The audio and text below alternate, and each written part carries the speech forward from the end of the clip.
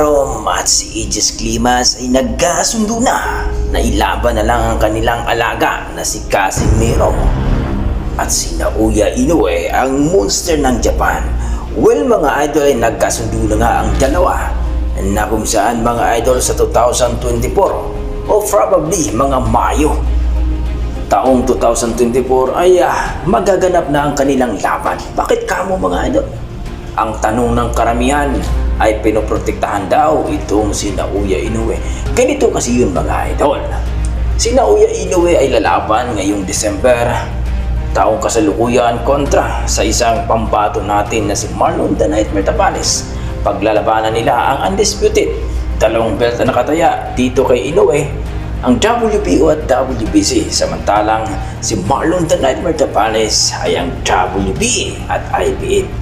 Kung papalarin itong pambato ng Japan na si Naoya Inoue ay magiging second undisputed na ito.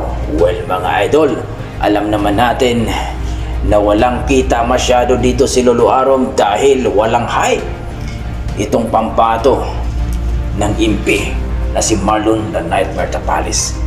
Kaya namumuo ang usapin na lalabanan ito ni Naoya Inoue si Cuatro Las Casimero sa taong 2024 pagkatapos ng laban dito kay Marlon The Nightmare Tapales, sapagkat itong si Lolo Arom ay papayag na dahil gustong makabawi sa kikitain ni Casimero at Naoya Inoue. Kahit sa Japan at sa US sila maglaban mga idol, ay napakalaking hype ito. Kumbaga, tiba-tiba si Lolo Arom kay Casimero, sapagkat ito kasi ang hinihingi o request ng mga boxing fans na maglaban ang puro halimaw. Kumbaga, puro knockouter.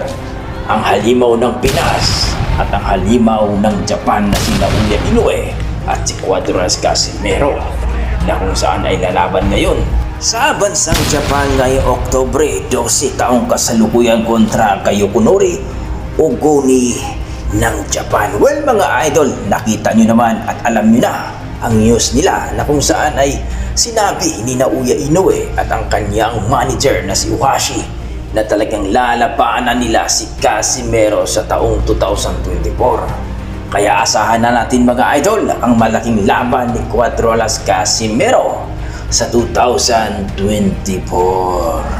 Kayo mga idol, anong masasabi nyo dito? I-komento mo na lang sa baba mga idol para ating pag-uusapan. Maraming salamat.